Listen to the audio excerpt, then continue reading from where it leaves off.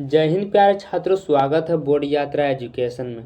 आप लोग का क्लास 10th में है और 2026 में एग्ज़ाम देने वाले हैं, तो उसके लिए मैं लेके आया हूँ बायोलॉजी का यानी कि जीव विज्ञान का फर्स्ट चैप्टर, जिसका नाम है जैव प्रकरण। ठीक ना। इसका हम लोग क्या करेंगे, सब्जेक्टिव क्वेश्चन करेंगे, जो लगभग 10 सब्जेक्टिव प्रश्न है लघु उत्तरी का। ठीक ना। लघु उत्तरी होता है, दीर्घ उत्तरी होता है। ठीक ना। तो इसका हम लोग क्या करेंगे, लघु उत्तरी करेंगे, जो कि 2 नंबर का रहता है और काफ़ी इम्पोर्टेंट है। अगर आप लोग अभी से सब्जेक्टिव की तैयारी करेंगे तो आपको बाद में टेंशन लेने की ज़रूरत नहीं होगी। तो आप लोग वीडियो के अंत तक बने रहिएगा। ठीक ना। उससे पहले अगर आप लोग चैनल पर नए जुड़े हैं तो चैनल को सब्सक्राइब कर लीजिए और लाइक कर दीजिए।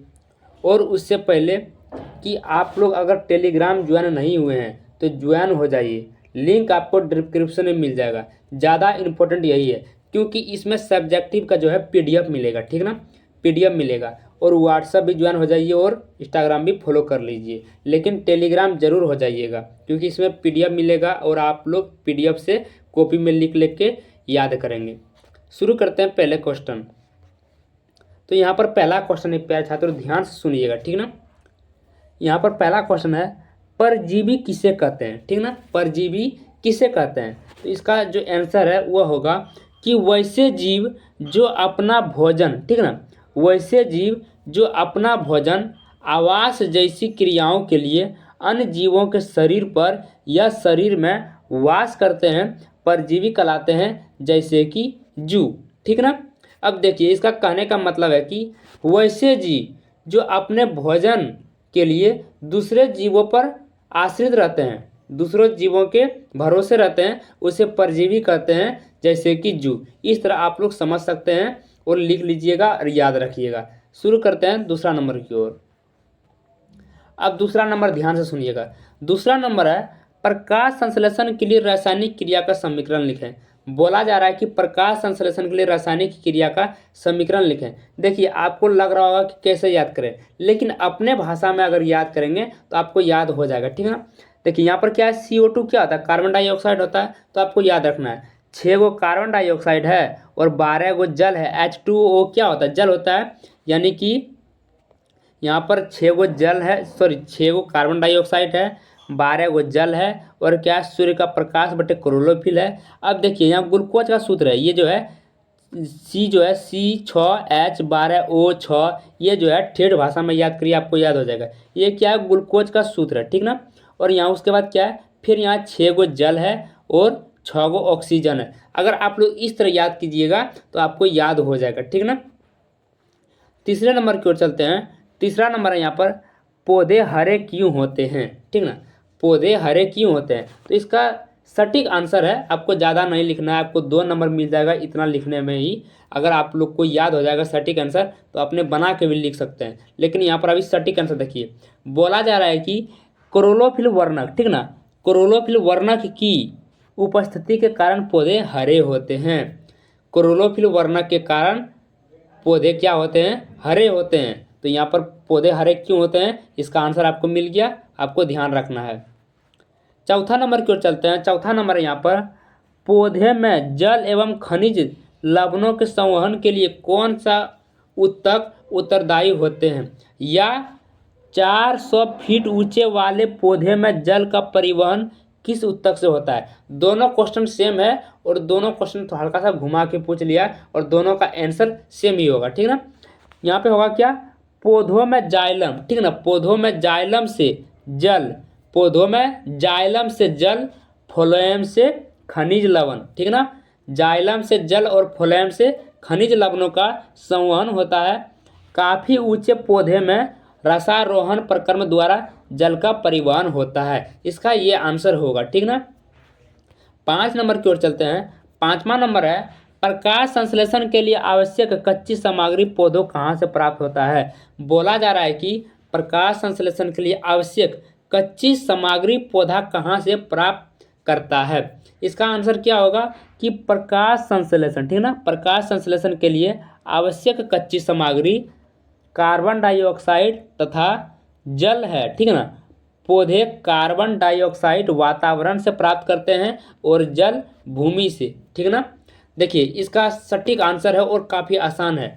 प्रकाश संश्लेषण के लिए आवश्यक कच्ची सामग्री जो है वह कार्बन डाइऑक्साइड है और जल है, ये 2 चीज़ है। और पौधे कार्बन डाइऑक्साइड को वातावरण से प्राप्त करते हैं और जल जो है वह भूमि से यानी कि जमीन से प्राप्त करते हैं। तो इसका ये आंसर होगा। अगर ये लिख देंगे तो आपको 2 नंबर मिल जाएगा, ठीक ना। 6 नंबर की ओर चलते हैं। 6ठा नंबर है यहाँ पर, उत्सर्जन की परिभाषा लिखिए। काफ़ी इंपॉर्टेंट है, एग्जाम में आ चुका है और आ भी सकता है। उत्सर्जन की परिभाषा लिखें। उत्सर्जन के 2 प्रमुख अंगों के नाम लिखें, ठीक ना। क्या बोला जा रहा है कि उत्सर्जन की परिभाषा लिखें, उत्सर्जन के 2 प्रमुख अंगों के नाम लिखें। आपको यहाँ पर लिखना है और याद करना। शरीर की उपापचयी क्रियाओं के परिणाम स्वरूप, ठीक ना, शरीर की उपापचयी क्रियाओं के परिणाम स्वरूप उत्पन्न हानिकारक नाइट्रोजन युक्त अपशिष्ट पदार्थों को शरीर से बाहर निकालने की क्रिया उत्सर्जन कहलाती है।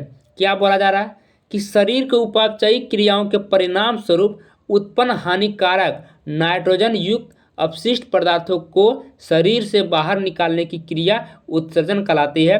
और उत्सर्जन के 2 प्रमुख अंग क्या है, विक है और फेफड़ा है। अगर आप लोग ये क्वेश्चन आ जाता है एग्जाम में और इतना लिख देते हैं तो आपको पूरे 2 नंबर मिल जाएगा, 1 नंबर भी नहीं काटेगा।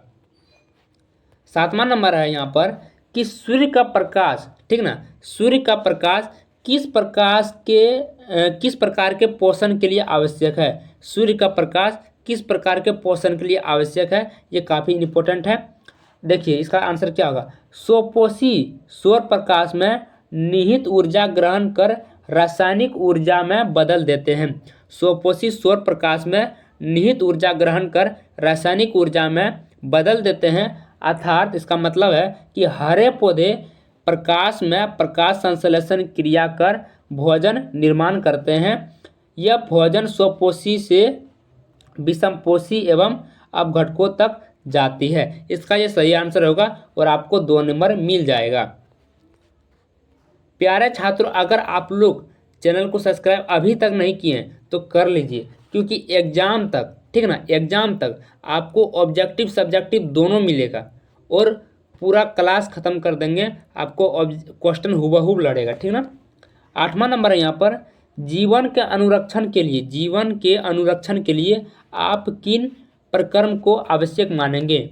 जीवन के अनुरक्षण के लिए आप किन प्रक्रम को आवश्यक मानेंगे। तो इसका सटीक आंसर एक ही है कि जीवन के अनुरक्षण के लिए जो प्रक्रम आवश्यक माने जाने चाहिए वो कौन कौन है। जीवन के अनुरक्षण के लिए जो आवश्यक है वो कौन कौन है, वो है पोषण है, शोषण है, परिवहन है और उत्सर्जन है। ये 4 चीज़ें हैं जो जीवन के अनुरक्षण के लिए आवश्यक है, ठीक ना, आवश्यक माने जाते हैं। तो ये सटीक आंसर है और इतना लिख देंगे तो आपको 2 नंबर मिल जाएगा।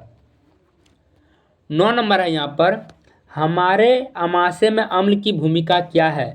हमारे आमाशय में अम्ल की भूमिका क्या है, काफ़ी इंपॉर्टेंट है। तो हमारे आमाशय में जो अम्ल की भूमिका है इसको देख लीजिए।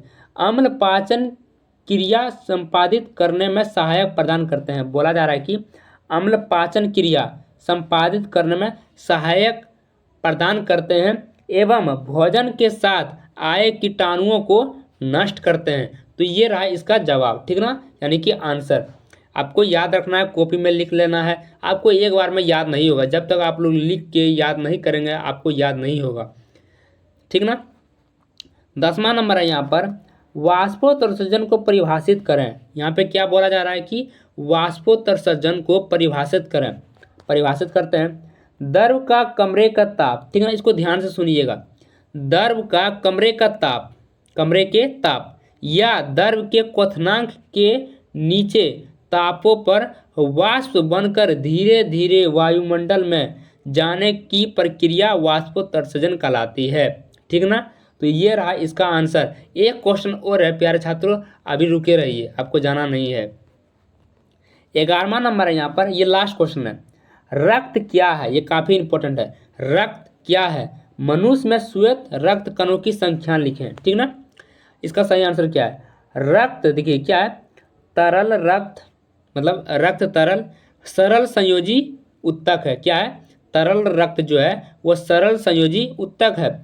मनुष्य में श्वेत रक्त कणों की संख्या कितनी है, 5000 से 10,000 प्रति घन मिली होती है। तो आपका ये रहा आंसर, ठीक है ना। प्यारे छात्रों, अगर आप लोग अभी तक बने हैं तो तहे दिल से धन्यवाद, और चैनल को सब्सक्राइब कर लीजिए, और इसका PDF टेलीग्राम पर मिल जाएगा, टेलीग्राम ज्वाइन हो जाइए, ठीक ना। धन्यवाद।